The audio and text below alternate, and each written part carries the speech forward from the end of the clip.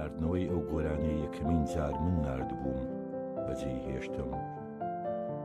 وەک ئەو کۆترەی بیگرن و بە هەمان ئەو پوشانەی کۆی کردبوونەوە بۆ هێلانە بیبژێنم.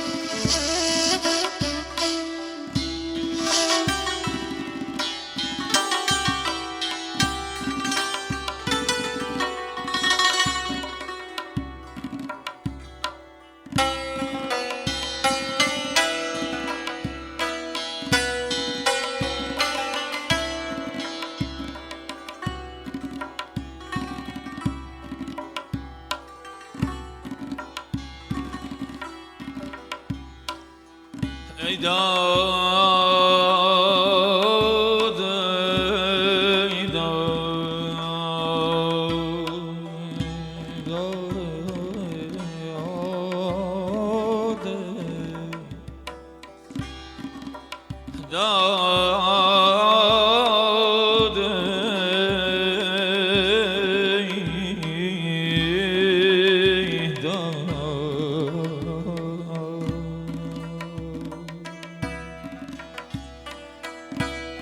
ای نخوشی دردی دوری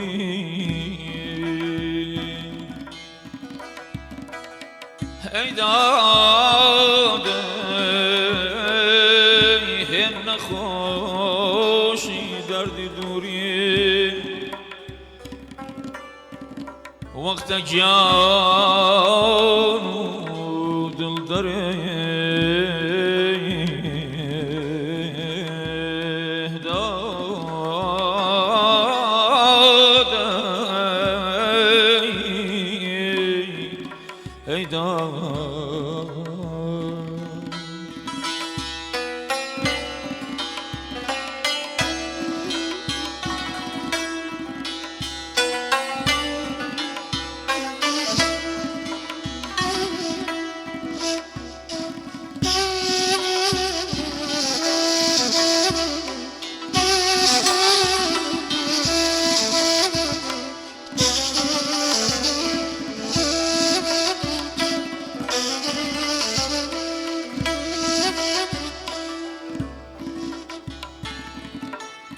ای داده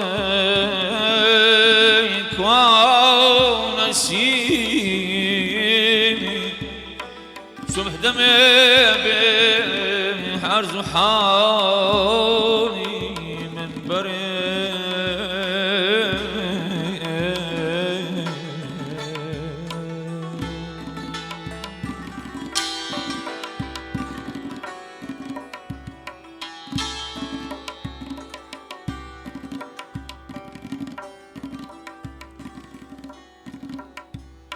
رضا برضا جانا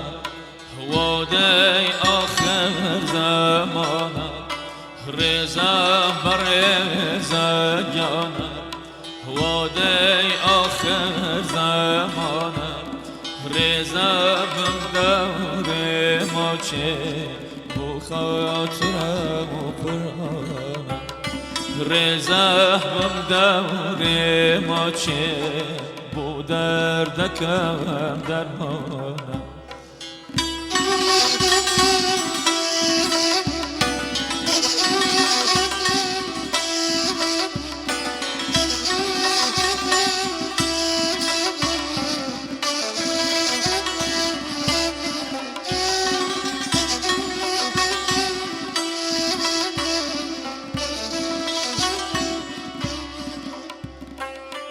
تو شیدا صحرایی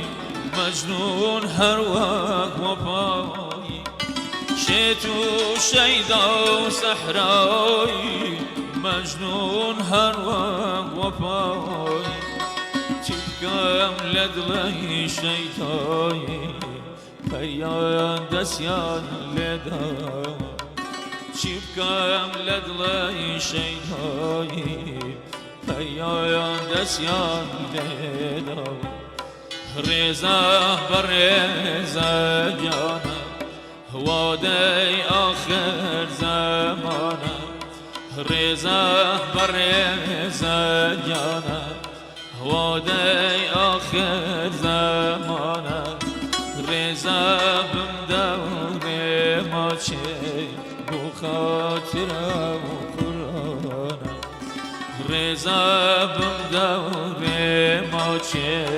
بو دردکم درمانم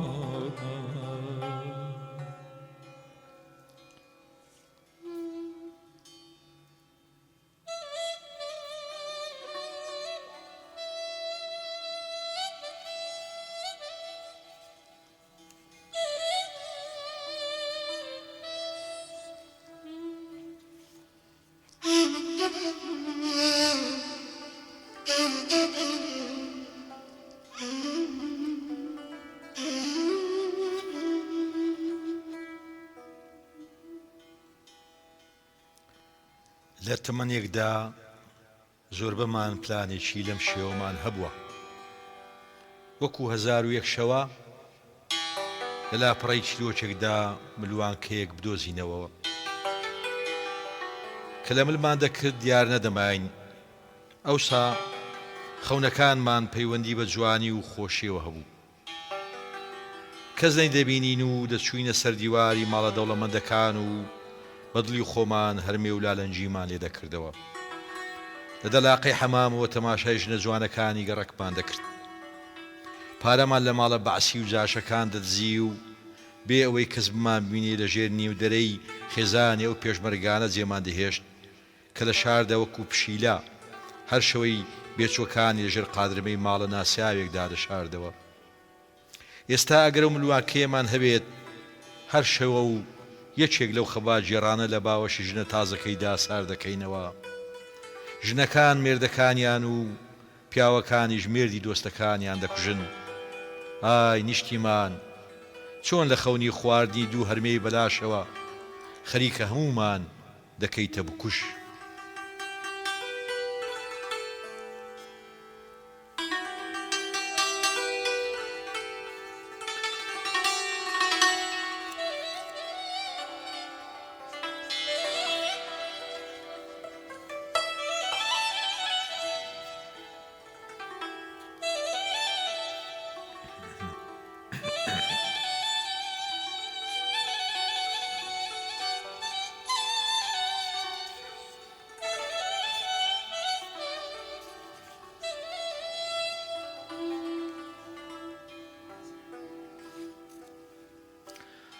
ڕۆژێکدا دێ منداڵەکەم گەورە دەبێ و لە چاو شارچەکانی پەشیمان دەبێتەوە و تێدەگا کە شایەن نییە بە شوێنی دابگەڕی گەورە دەبێ و تێدەگا گەر هەموو گیاندارانی دنیاش ماچ بکات کەسیان نابن بە شازادە گەورە دەوێ و بۆ بینینی کەروێشێک بلیت دەبڕێ خۆی دەڕازێنێتەوە بۆ خواردنی ماسی ڕقی لە ڕەشابا دەبێ و وردە وردە خۆی بەبێ ویستی خۆی دەبێتە یەکێک لە یەکەکان و لە ناو دەرەوەی خۆیدا لە ئەوانی دیدا دەتوێتەوە. ئازیزانم خۆشەویستانم لە بینەرانی دیمەن تیV ئەمجارەش هاتینەوە خزمەت بەڕێزتان بۆ پێشکەشکردنی ئەڵلقەیەکی نوێی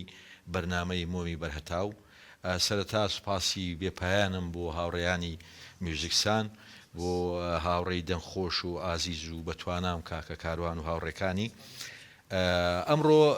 ڕاستی بەرنمەیەکی جیاوازە لەسەر پیاوێکی جیاواز لە مێژووی ئێمەدا و هەوڵە دەین ئەم جیاوازیانەش هەمووی بە پێی تواناشیکەینەوە. خەڵک کە سەردانی هەولێر دەکا عادەتەن قەڵاتی هەولێر دەبینێ،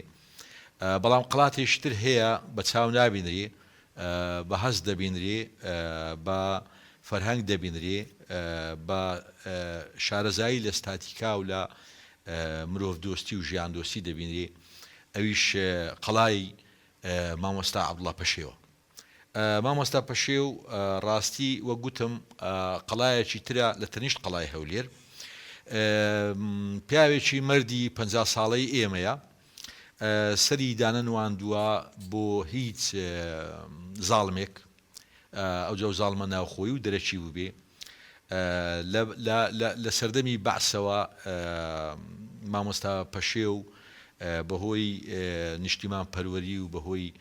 ئەو دنیابینە جوانەی بۆ وڵاتی هەیە ئاوارە دەبێت لە سەرەتای گەنجیەوە لە مۆسکۆ ناگەڕێتەوە، بەداخەوە تا ئێستاش هەر لە هەندەرانە و لە ناو تەنایی هەندەراندا ژیان بەسەر دەبا. مامۆستا پەشێو چاکەیەکی گەورەی لەسەر ئەدەبیاتی ئێمە هەیە. دەمێ ئەو باسکەم کە لە شەستەکان دەی شەستەکانی سەدەی ڕابردوو پێم وابێ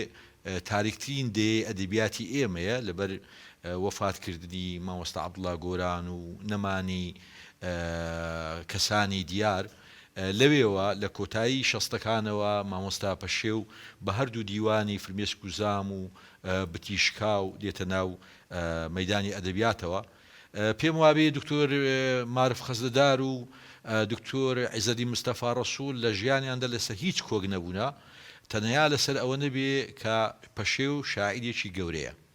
چونکە هەردووشیان پێشەشیان بۆ دیوانەکەی بتیشکا و دیوانەکەی فرمێسک و زام نووسە. لە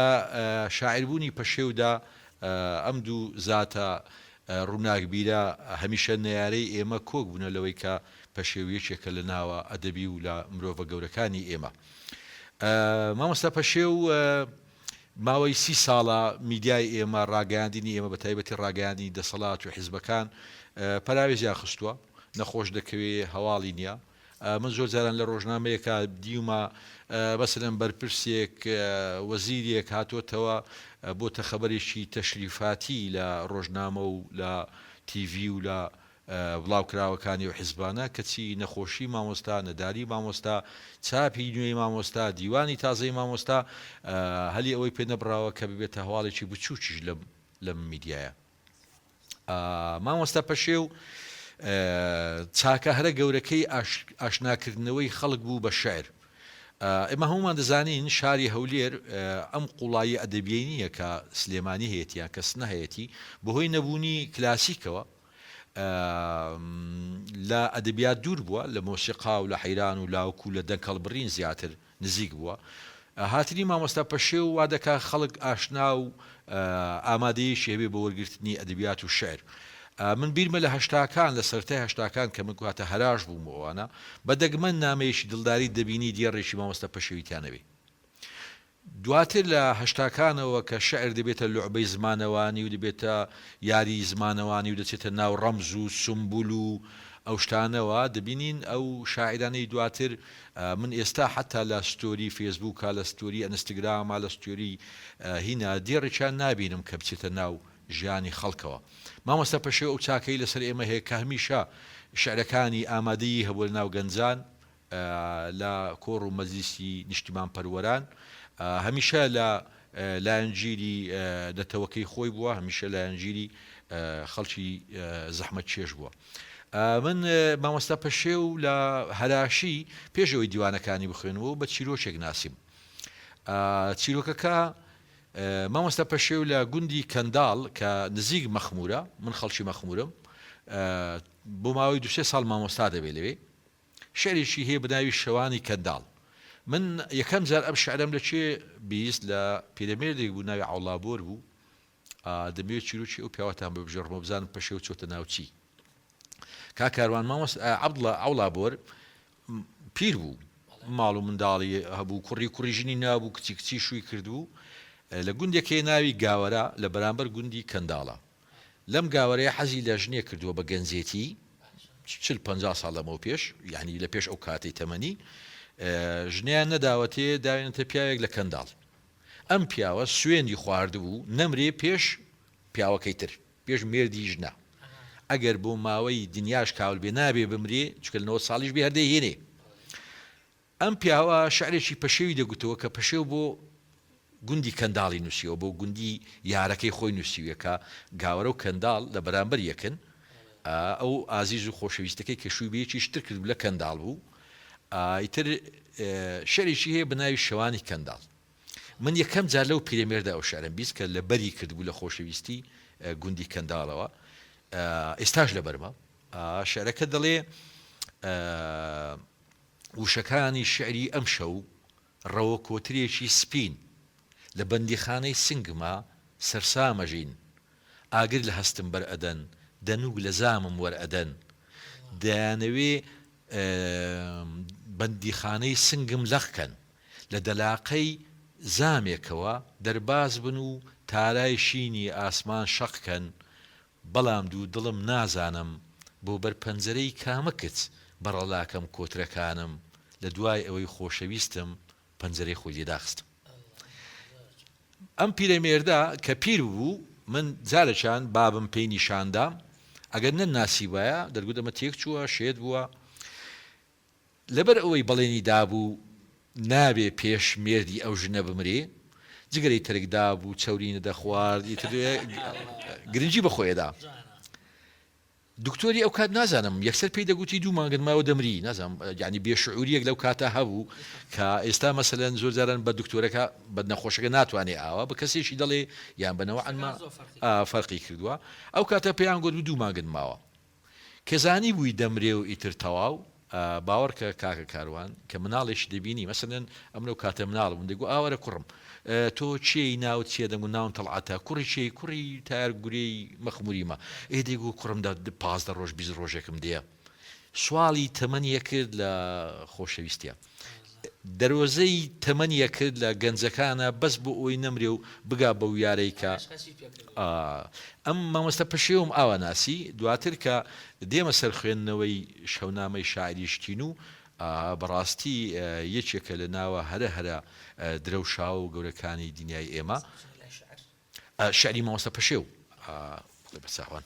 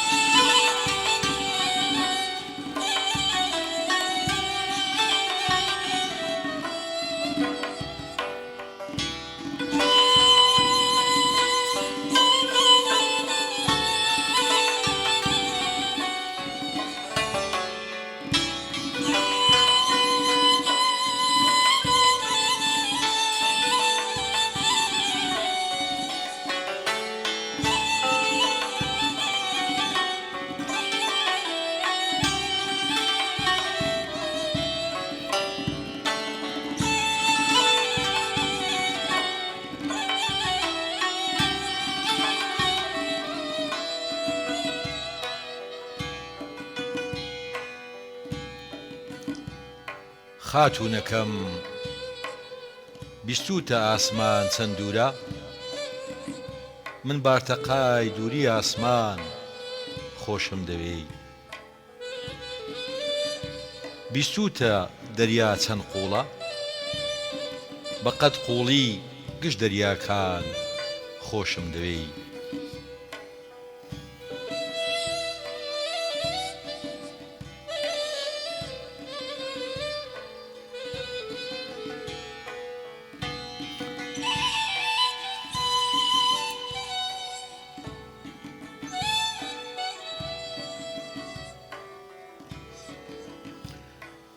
جانەکەم تۆ نووسراوێکی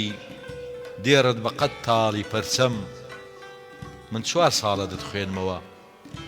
چەند باڵی بیرم لێک دەدەم نە تێر دەبم نە تێت دەگەم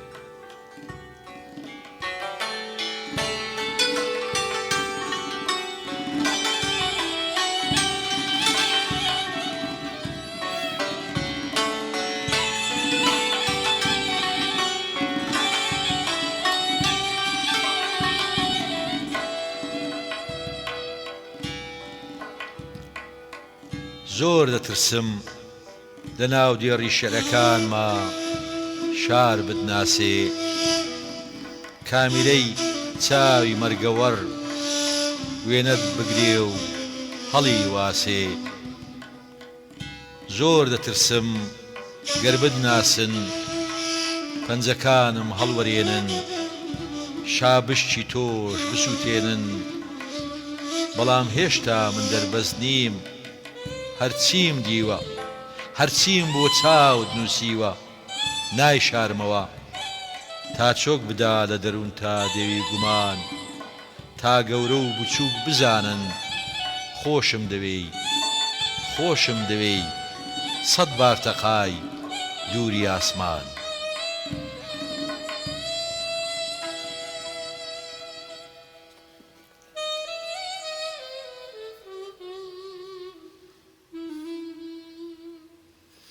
دەستەکانتان خۆشبی ئوستازینە ئازیزانم قسەکردن لەبارەی مامۆستا پەشێەوە ڕاستی بە بەرنمەیەک و دوان و سیان تەواو نابێت لەبەرەوەی یەکێک لە باشیەکانی پەشێ و ئەوەیە کە ئەم جۆرە شعرانەی نووسیویەتی ئەم جۆرە زمانی بەکاری هێناوە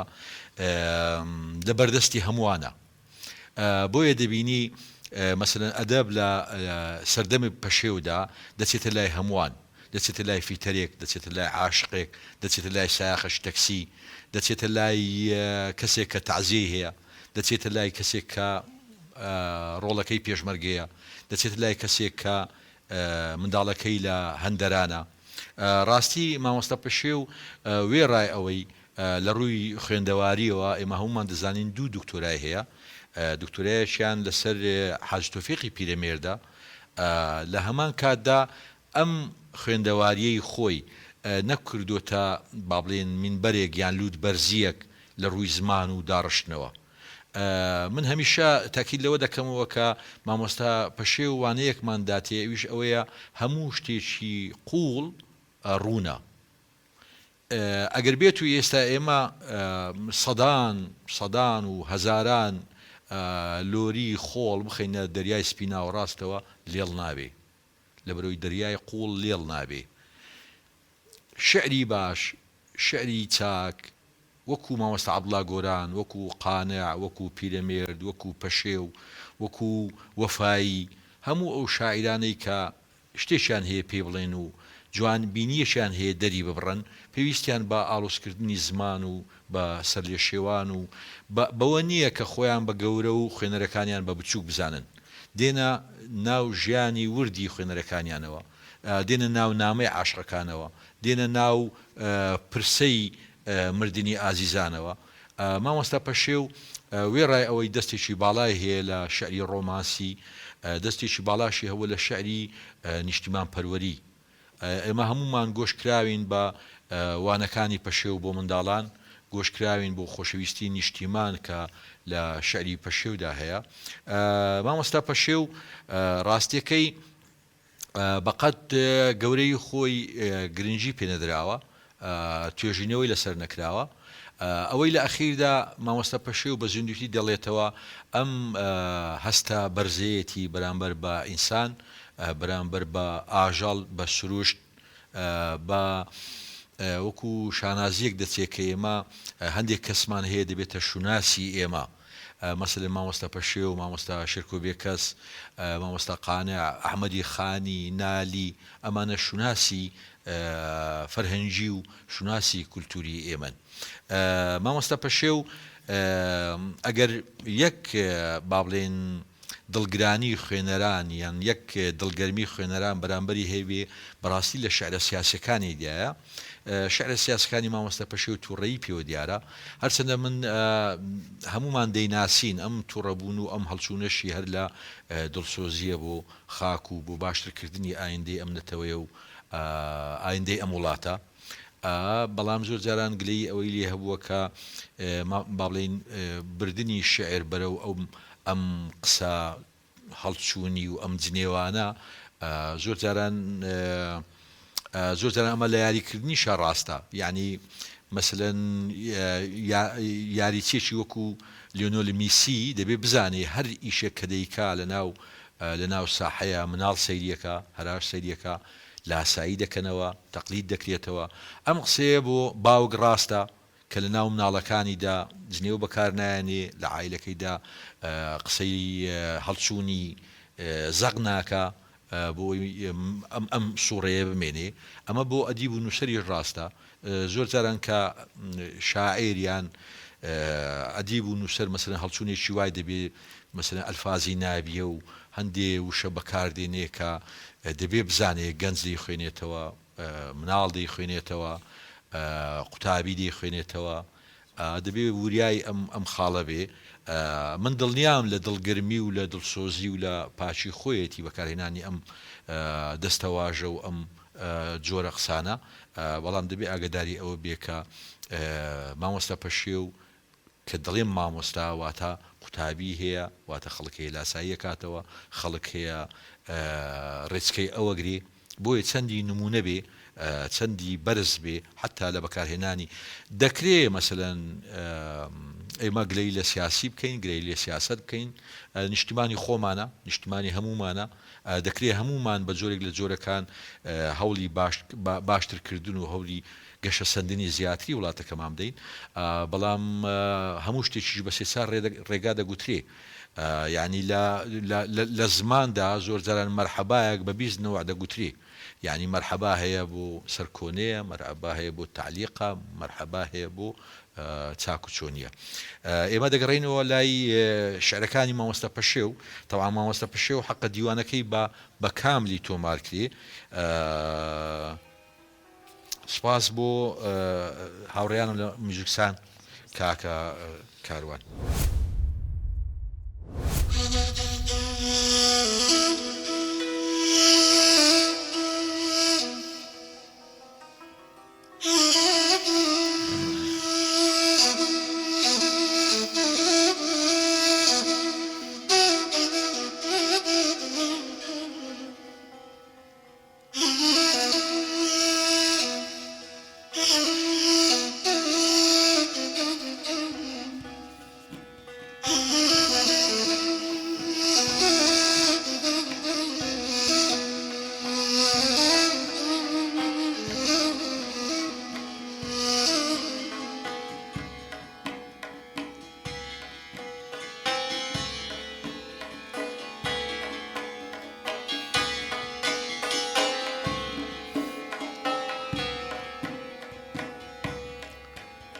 کە من تەنیا جارێک بژیم هەم تۆم خۆش دەوێ و هەم ئەویش کە من تەنیا جارێک بژیم نەتیشی ڕۆژ دەتۆرێنم نەتریفەی مانگە شەویش ئەگەر دوو جار من ژیابام خۆشەویستم هەر تۆ دەبووی لە مەیانە لەوەی تردا ئەوم دەکرد بە تاقانە بەڵام چ بکەم کە من تەنیا جارێک بژیم چارەم نییە هەم تۆم خۆش دەوێ و هەم ئەویش هەم تیشی ڕۆژ دەپەرستم هەم تریفەی مانگە شەویش.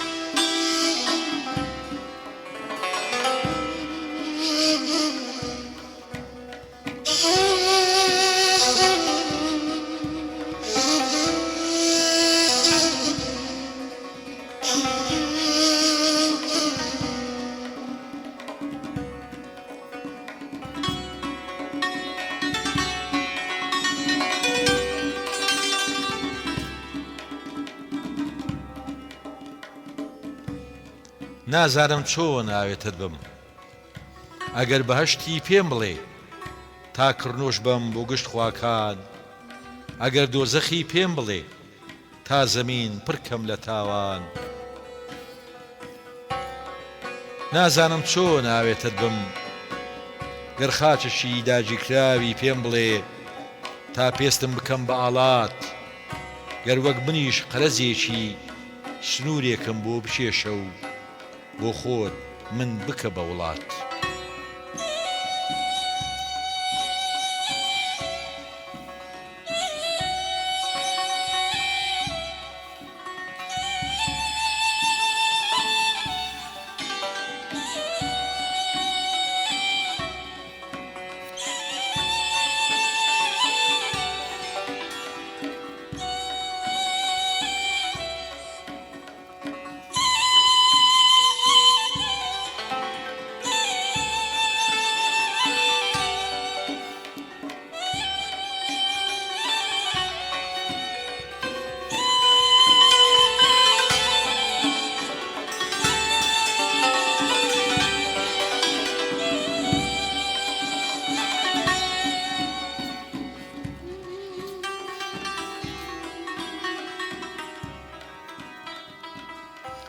ئەم دڵەی من وەک واگۆنی قیتارێکە هەزار و یەک وێستگەی هەیە لە هەر یەکێک لە وێستگانە ڕابوەستێ ڕێبوارێک بەجێی دەهێڵێ و ڕێبوارێک خۆی تێدەبەستێ بەڵام لەوەتەی ئەم دڵەی من بۆتە واگۆن ڕێبوارێکی پەستی تایە دانابەزێ دانابەزێ لە سووشێشی ئەم دنیاە ئەو ڕێبوارە بە دوای ناوی خۆی داوێڵە ئەو ڕێبوارە بە دوای چاوی خۆی داوێڵە ئەو ڕێبوارە برینمە ئەو ڕێبوارە زەردەخەنە و گرینمە ئەو ڕێبوارە کوردستانە لانەی یەکەم ئەوینمە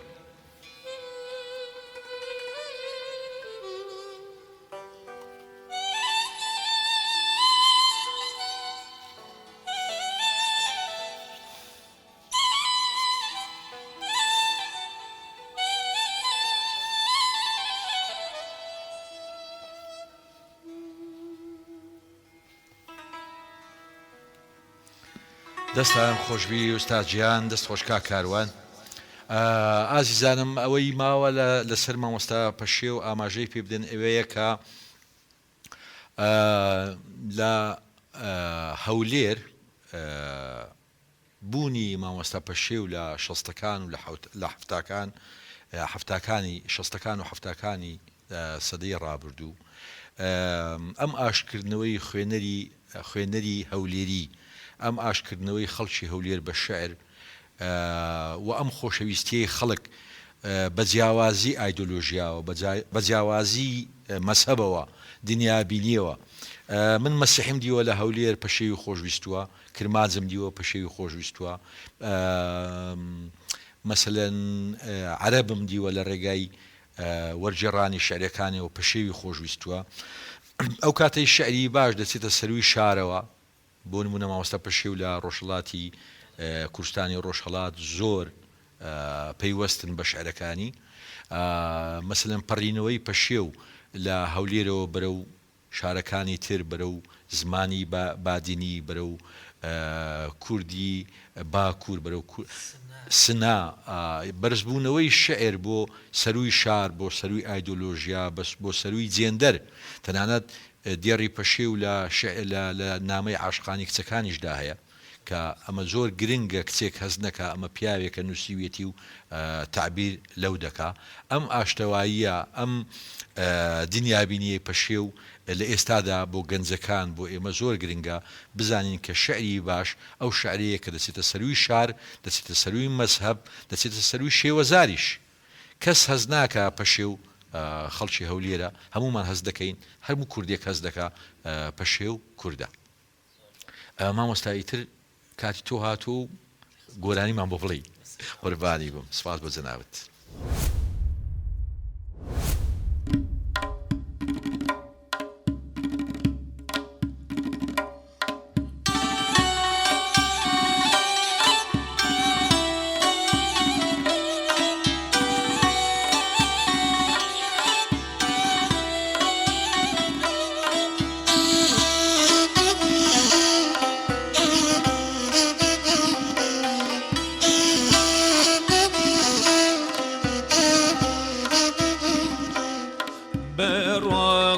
سرشانی یارم ده تو لکانی بروا گوزه سرشانی یارم ده تو لکانی بچارو که دایی پوشی لنجولاری ممکانی بچارو که دایی پوشی لنجولاری ممکانی جرجار دیدم زارم به موارم لنگه لنگادن وادبی لپرو گزایدم رم لسرشانی بندبی لپرو گزایدم رم لسرشانی بندبی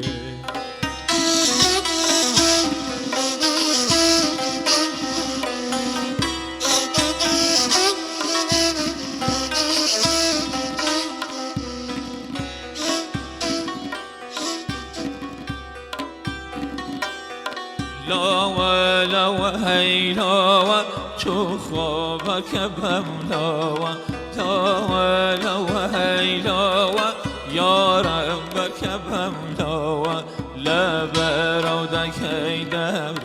مچی لدهینو لبرو دکی دورم مچی لزارینو جار جار دیدم زارم به موارم لنگه لنگاد مادبه لبرو گزایدم رم لسرشانی بندبه لبرو گزایدم رم لسرشانی بندبه